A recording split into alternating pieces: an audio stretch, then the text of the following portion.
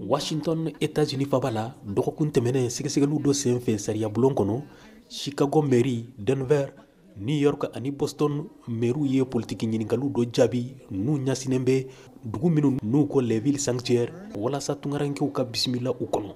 O sɛgɛsɛgɛli James Comer de tun b'a ɲɛmaya la Kentucky mara tɔgɔ la.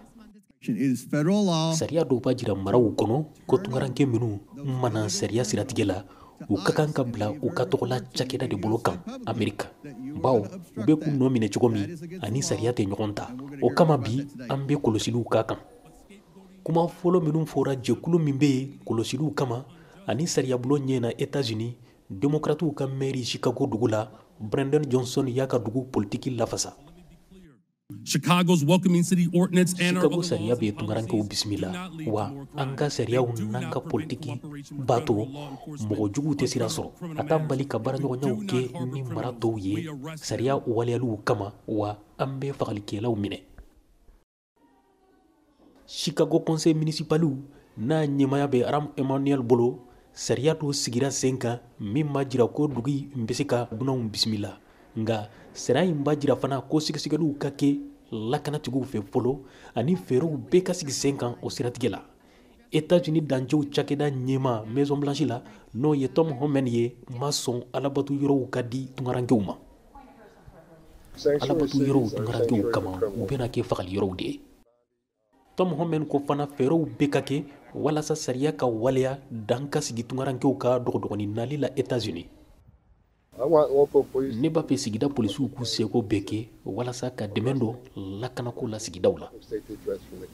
Février kalo tɛmɛnen Ameriki kiiritige minisiriso ye Chicago mairie nɔ minɛ ani Illinois mara ɲɛma ni démocrates dɔ n'o ye J.B. Pritzker ye u ka politiki taabolo la ka ɲɛsin tungarankew ma.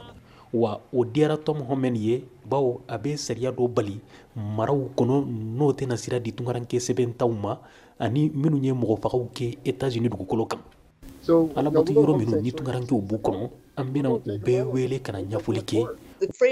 San 2019 la kiiritigeso minisiri dɛsɛra Californie ani kiiritigesoba y'i ban ka sariya in waleya bawo a y'a jira ko jateminɛ de ka kan ka kɛ fɔlɔ a kan.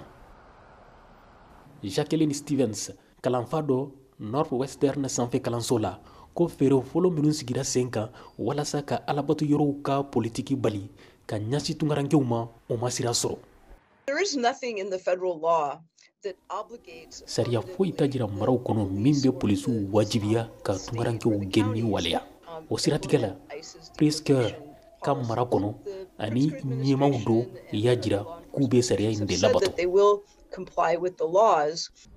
Cakɛda min bɛ yen tungarankew kama n'o ye service américain de l'immigration et des douanes ye jɔyɔrɔ b'a fana bolo tungarankew kɔlɔsiliw kama. Jacqueline Stevens ye fana baɲumankɛtɔn min bɛ furakɛliw kɛ ani ka ɲininiw kɛ tungarankew gɛnni kan Northwestern sanfɛ kalanso la y'o ɲɛma ye.